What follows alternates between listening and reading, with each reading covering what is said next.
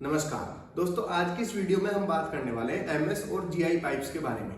MS और GI के pipes कितने प्रकार के होते हैं, एमएस और जीआई के पाइप किस किस डाया में उपलब्ध होते हैं, ये किस किस आईएस कोड को फॉलो करते हैं। आज हम इन्हीं सारी डिटेल्स के बारे में बात करने वाले हैं। तो दोस्तों, अगर आप भी एमईपी की फील्ड से जुड़े हुए हैं और फायर फाइटिंग और प्लम्बिंग का काम कराते हैं तो दोस्तों ये वीडियो आपके लिए बहुत ही ज्यादा इंपॉर्टेंट होने वाला है।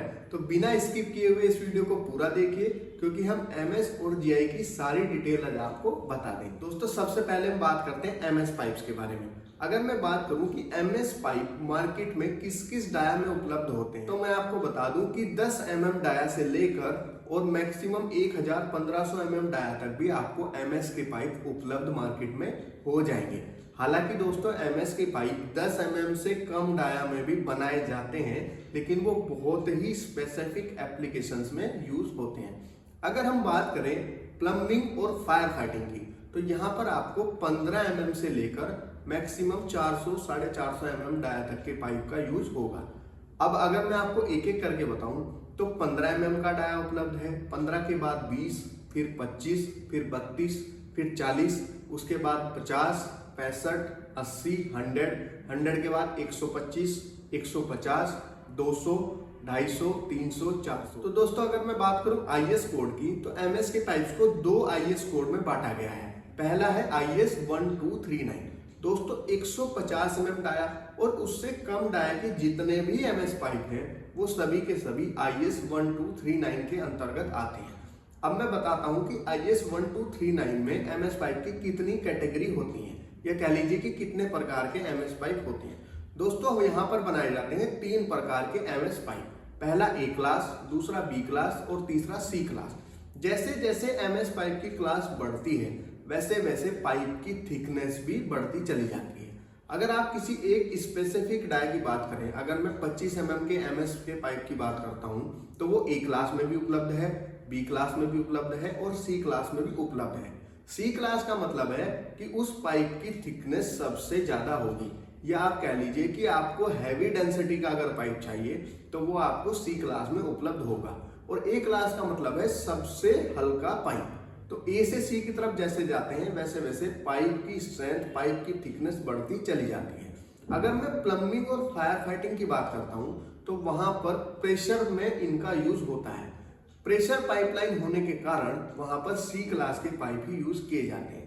तो दोस्तों, एमएस के जो ए क्लास और बी क्लास के जो पाइप होते हैं वो बेसिकली यूज किए जाते हैं, जैसे कि कंस्ट्रक्शन में रेलिंग बनाई जा रही है या कोई स्ट्रक्चर वर्क ऐसा किया जा रहा है जहां पर आपको ज्यादा हैवी सपोर्ट की जरूरत नहीं है, तो वहां पर आपको ए और बी क्लास के पाइप का यूज होगा। दोस्तों, दूसरा आईएस कोड है आईएस 3589।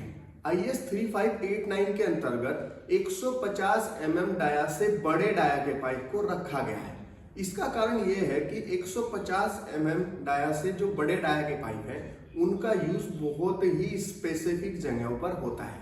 हमारी सारी फायर फाइटिंग की रिक्वायरमेंट 15 mm से लेकर 150 mm में मैक्सिमम खत्म हो जाती है। अब 150 mm डाया से ऊपर के जो डाया के पाइप होते हैं उनमें कोई भी ए क्लास, बी क्लास, सी क्लास टाइप की कोई कैटेगरी नहीं होती। वहां पर कुछ थिकनेस डिफाइन होती है, जैसे कि 4.85 mm थिकनेस हो गई, उसके बाद आपकी 5.2 mm थिकनेस हो गई, फिर 5.6 mm थिकनेस हो गई। अगर आप 200 mm डाया का पाइप लेना चाहते हैं तो वो आपको 4.85 थिकनेस में भी अवेलेबल हो जाएगा, 5.2 mm में भी अवेलेबल हो जाएगा, 5.6 mm में भी अवेलेबल हो जाएगा। वहां पर 5 से 6 कैटेगरी है ओनली थिकनेस की। तो दोस्तों, बेसिक या समरी ये है कि जितने भी पाइप आपके 150 mm डाया और उससे कम के हैं वो ए क्लास, बी क्लास और सी क्लास में अवेलेबल है, और जितने भी एमएस के पाइप आपके 150 mm डाया से बड़े हैं वो सभी के सभी आपको क्लास में अवेलेबल नहीं है। उनकी एक थिकनेस का स्पेसिफिक लिमिट है, उस थिकनेस में आप वो पाइप खरीद सकते हैं। दोस्तों, अब हम बात करते हैं जीआई पाइप्स के बारे में। जीआई पाइप्स प्लम्बिंग की लाइंस में यूज होते हैं। हालांकि मैं ये कहूंगा कि पहले इनका बहुत ज्यादा यूज होता था, अब इनकी जगह सीपीवीसी और यूपीवीसी के पाइप्स ने ले ली है।